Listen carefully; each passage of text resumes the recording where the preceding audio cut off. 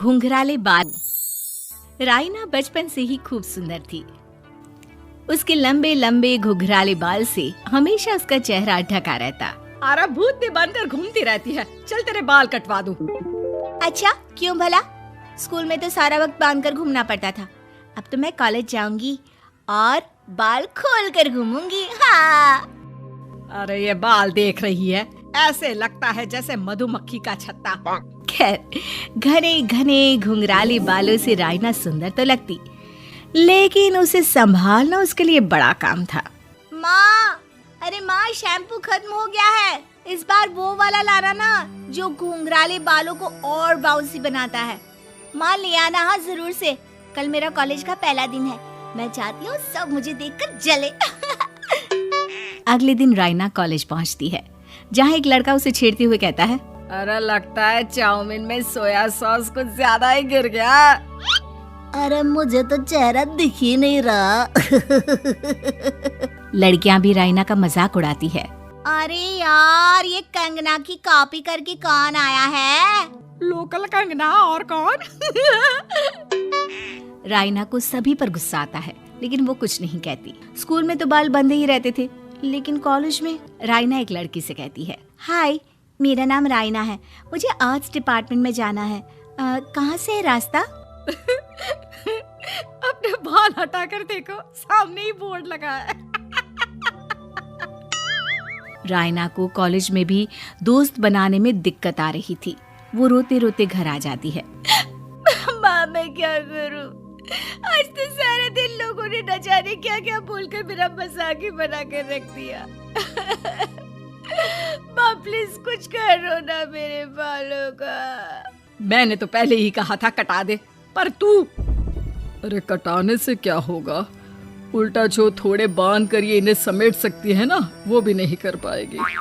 तो क्या मेरी कोई दोस्त नहीं बनेगी कॉलेज में, या मैं हमेशा लोगों के मजाक का ही शिकार होती रहूंगी? राइना जोर जोर से रोने लगती है। तभी उसका छोटा भाई आ जाता है और राइना के बालों के बीच एक पेंसिल छुपा देता है। तभी उसका दोस्त भी पीछे से आ जाता है। अरे ढूंढो ढूंढो, कहाँ है पेंसिल? मैं नहीं बताऊंगा। दोस्त काफी कोशिश करता है, लेकिन उसे पेंसिल नहीं मिलती। वो वहाँ से चला जाता है। थैंक्स दी, आज आपके बालों ने तो मुझे बचा ही लिया। अच्छा, बहुत दिनों के बाद बालों को लेकर कुछ अच्छा सुनने को मिला। मुझे भी पहले लगता था कि मेरे बाल सबसे सुंदर है, लेकिन अब पता चला। अरे क्या पता चला, क्या हो गया? देख, किसी भी चीज के ना दो पहलू होते हैं। या तो तुम बालों से ही लोगों का मन जीतो, या फिर रोते रहो। अब ऐसे घने बाल तो तुम्हें भगवान ने दिए हैं। राइना को पिता की बात समझ में आ जाती है। वो सोच लेती है कि जिन बालों के कारण वो कॉलेज में एक भी दोस्त नहीं बना पा रही है, उन्हीं बालों से वो दोस्तों की लाइन लगवा देगी। अगले दिन कॉलेज में डेस्क में राइना बालों को आगे कर लेती है और लोगों को लगता है कि राइना का चेहरा पीछे है, लेकिन राइना घने घुंघराले बालों को हटाकर हंसने लगती है।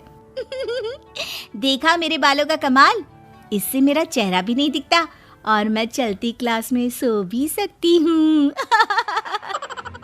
सभी राइना को देखकर हंसने लगते हैं। क्लास में परीक्षा चल रही होती है, तो राइना अपने बालों में चीटिंग के पेपर छुपा छुपा कर आसपास के बच्चों की मदद भी कर देती है, जिसके बाद से तो राइना क्लास की हीरोइन बन जाती है। वाह राइना, तेरे बाल तो बहुत कमाल के हैं। मैं तो इन्हीं के कारण पास हो गई। और पता है, मैं तो अपने काम का सामान राइना के बालों के बीच में ही फंसा देती हूँ। जैसे जैसे काम होता है वैसे वैसे इस्तेमाल करती हूँ। अब तो क्लास में हर कोई राइना के साथ बैठने की जिद करता।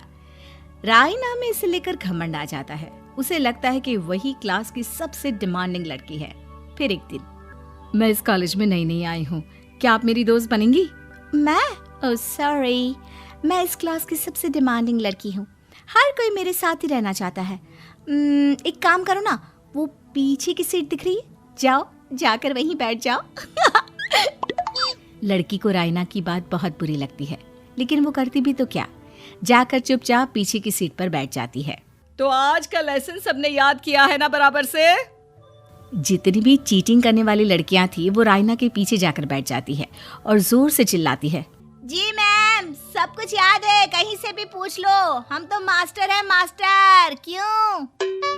ये बोलकर वो रायना के कंधे पर हाथ रख देती हैं। रायना भी खुश होती है कि कॉलेज की सबसे स्मार्ट लड़कियों का ग्रुप उसका दोस्त है। पीछे बैठी वो लड़की देखती है कि कैसे मैडम के सवाल लड़कियां रायना के सर को देखकर दे रही है। शाबाश, मुझे खुशी है कि तुम लोग इतनी अच्छी पढ़ाई करने लगी हो। मैं प्रिंसिपल से कहकर तुम लोगों की स्कॉलरशिप की बात करूंगी, जिससे तुम लोगों के माता पिता का पैसा जो फीस में लग रहा है वो बच जाए। सभी लड़कियां खुश हो जाती हैं। टीचर के जाने के बाद एक लड़की कहती है, गर्ल्स, अब हम लोग ना सिर्फ सबसे स्मार्ट बल्कि सबसे इंटेलिजेंट भी हो गए हैं। इसी बात पर आने वाले संडे को मेरे घर पर पार्टी, सबको आना है, ओके? सभी लड़कियां पार्टी के लिए एक्साइटेड हो जाती हैं।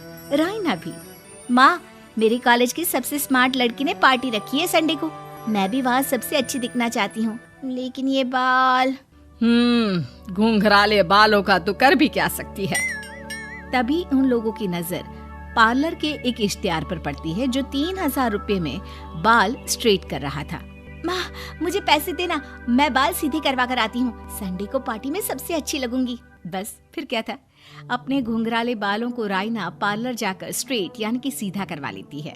और फिर पार्टी वाले दिन, हाय गर्ल्स, कैसी लग रही हूँ मैं?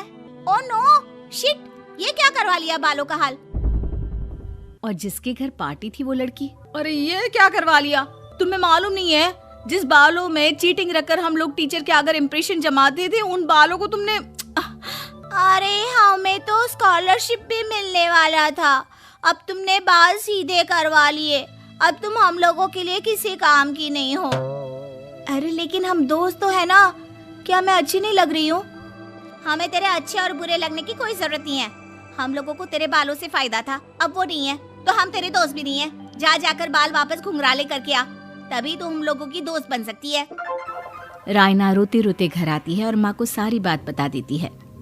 माँ, ला पैसे दे, मैं बाजार जाकर बाल ठीक करा के आती हूँ। लेकिन माँ, मुझे ये बाल बहुत अच्छे लग रहे हैं, काश ये बाल मैं पहले ही सीधे करवा लेती। देख बेटा, पैसे तो मैं तुझे दे दूं, लेकिन वैसे बाल करके तू फिर ऐसे दोस्त बनाएगी जो तेरे साथ मतलब के लिए जुड़े हैं। लेकिन इन बालों में तू ऐसे दोस्त बनाएगी जो तेरे साथ जीवन भर का साथ निभाएंगे। रायना को माँ की बात समझ में आ जाती है।